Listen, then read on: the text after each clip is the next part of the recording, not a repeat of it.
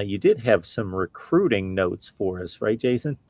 Yeah, so Oklahoma's got Mark a couple of one for sure announcement, and I think there's momentum.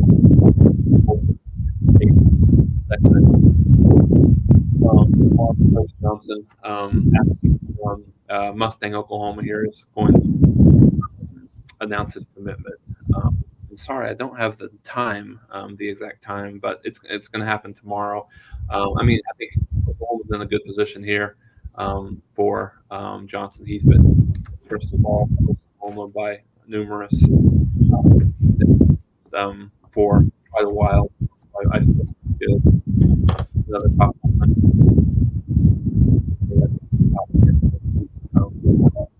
in the country as well. Number two player in the state of Oklahoma. So I think obviously this will be a really, really good get. Projects him to be more of a defensive back at Oklahoma, but certainly has played both sides of the ball. And then you've got in why I said all signs are pointing to this next one. We've not really heard an official announcement, but I think you're probably looking at Peyton Bowen solidifying where he's going to go tomorrow as well. Of course, this could change, but as of right now, this is kind of what I'm hearing. And honestly, I have no clue what he's going to do. I mean, A&M's got into the mix a little bit with what they were. What they're kind of about from a recruiting perspective. You concern yourselves, with that. When you look at, when you look at Notre Dame, I think a lot of us felt like, a lot of people felt like that Notre Dame was probably the third choice right now, even though he is actually committed to Notre Dame.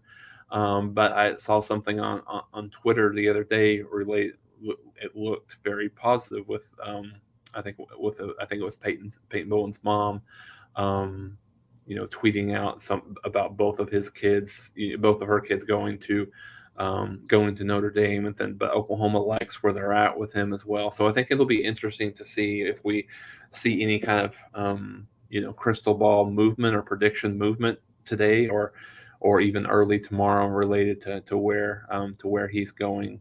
And then on the 25th, you've got a couple of announcements. Makari Vickers, the cornerback out of Tallahassee, Florida.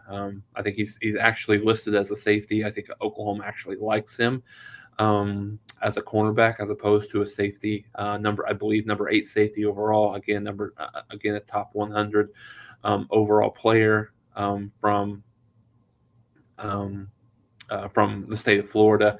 Oklahoma's has been in a battle with Alabama. Oklahoma's fairly ahead here, so I think Oklahoma.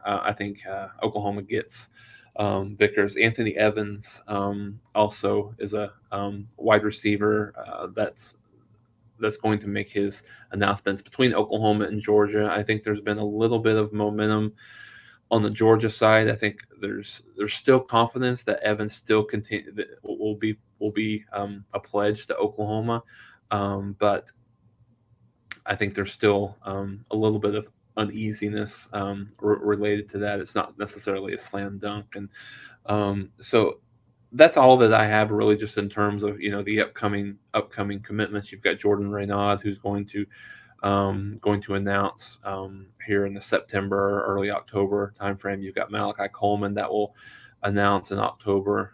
You've got DJ Hicks, who, as of right now, still is probably a close to a signing day announcement as well. But so I think the other thing that's really important to kind of talk through and confirm here is Cale Gundy was a dynamic recruiter, and so what does that look like on the recruiting trail? What does that look like, from a coaching perspective, and what does that look like with the commitments that Oklahoma already has in this 2023 cycle? I think the biggest one was Jaquazi Petaway was the wide receiver that Oklahoma has got one of their top rated recruits, high 4-star kid.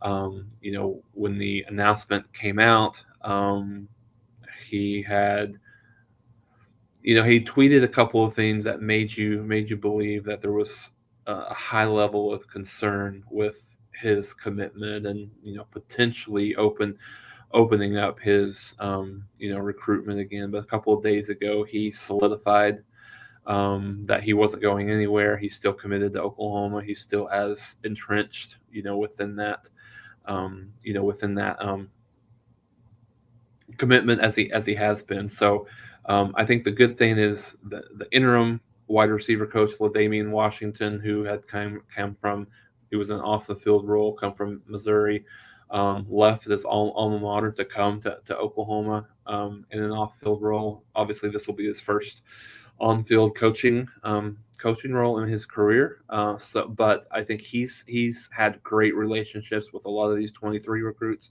and certainly a lot of the players on the field. So I think that was really a positive for Oklahoma to see Pettaway come out and confirm his commitment to Oklahoma. So we'll see how that continues to go from a recruiting cycle perspective. I think again, Evans is another guy that we'll see.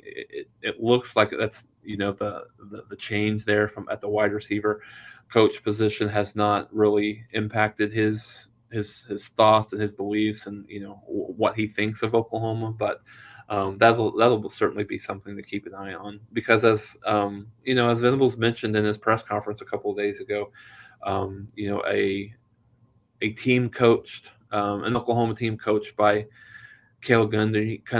Cale Gundy is certainly stronger than the team that's not coached by him. So obviously there's a little bit of a drop off there, but I think that kind of remains to be seen on what that looks like on the field this year. So that'll be interesting. I think the good thing with that is you got Matt Wells, who is an analyst that has been brought in, who is kind of helping him in that regard. So I think having a guy like Wells there, who's a two-time previous head coach, I think very, very much helps LaDamian Washington and his maturation of an on-field wide receiver coach, at least for this year.